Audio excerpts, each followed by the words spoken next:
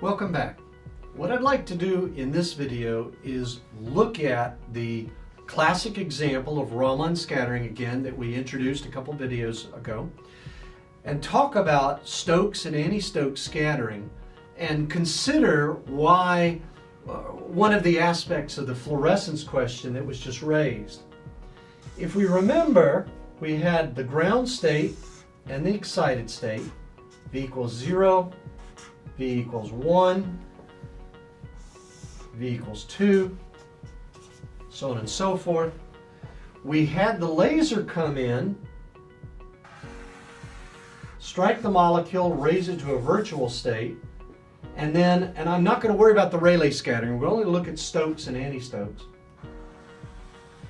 And in the case of Stokes scattering, we come back here, and we have the delta being that energy level there. And in the case of an anti-Stokes, we started from the excited state, and we come down all the way to the ground state. Now in this case, the Stokes line and the anti-Stokes line are marked here. Notice a couple of things about them. Remember, if we go back to that fluorescence video, we showed that the fluorescent photon, you had absorption followed by emission, but that emission photon was lower in energy than the laser. Lower in energy than the laser. If we look at the Stokes photon, it is also lower in energy than the laser. So in a sense, it's on the same side, so to speak, of the laser emission as is the fluorescence. On the other hand, the anti-Stokes is on the other side. The anti-Stokes is higher in energy. So if we were to plot the spectrum, and let's do that now. Let's look at what we would say is the spectrum. And as an example, I'm going to use this molecule, carbon tetrachloride. The carbon tetrachloride molecule, CCl4, which is, it's basically the polystyrene of Raman. It's the basic molecule that, if you understand how that works, a lot of things make sense. And we'll keep coming back to it as we go through. Now, if we look here, this is going to be the laser frequency, nu sub L, on my plot. So what I'm plotting here is the energy going both ways, the spectrum in a shifted format.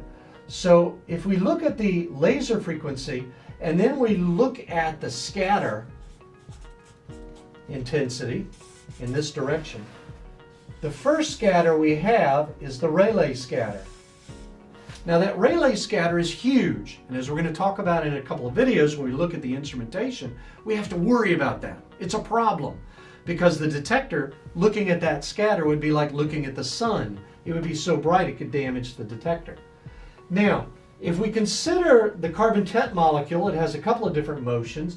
We'll just look at three. There are the three motions, and this is on the Stokes side. So this is on the lower energy side. So we get three peaks due to different motions of the carbon tet. This big one is due to the symmetric motion of the carbon tet molecule. Okay, the symmetric stretch of all the carbon chlorines. These are various other modes. If we look on the anti-Stokes side, what we would anticipate is the same thing.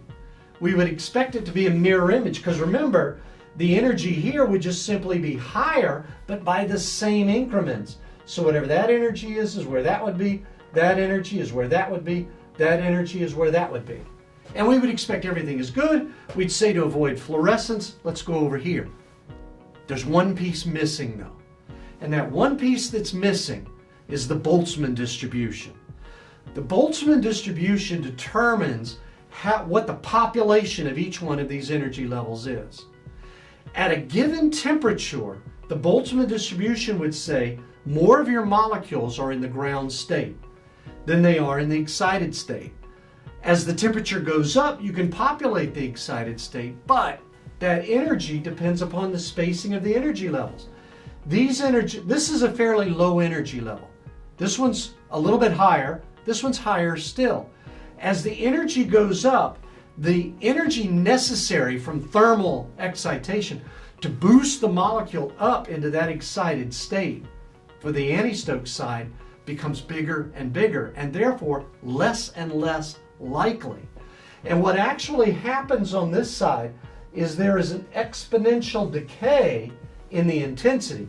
So instead of looking like this, the anti-Stokes side, if we redraw this, and all I'm going to do is just redraw the anti-Stokes side, so there's new L again.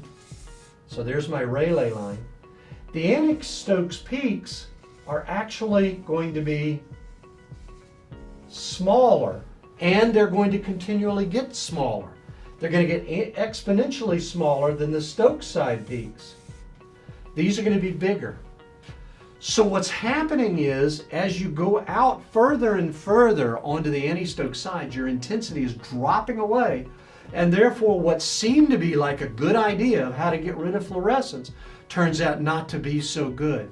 Anti-Stokes side intensities are generally lower. There are specialty techniques like what's called CARS, coherent anti-Stokes Raman spectroscopy, where you do things, but that requires multiple lasers. You actually have to pump the energy into the energy levels, etc. We're not talking about that. We're just talking about spontaneous Raman. So if you just had a system with carbon tetrachloride molecules in it, what you'd see is the Stokes peaks, 1, 2, 3. There's more, but those are the big three. In the anti-Stokes side, you would see them, but they're going to be much lower in intensity. So you'd be fighting, as you go over to that anti-Stokes side, you're actually fighting the Boltzmann distribution, and you're not going to win. Even if you raise the temperature, at some point you just boil off the carbon tet, you're not really going to help this situation. So this is why Stokes spectroscopy is almost the only one ever done. As we'll see later when we talk about the instrumentation, there are filters which allow us to eliminate the laser, and there are mainly two kinds. One of them eliminates just the laser. That's called a notch filter, and it's quite expensive.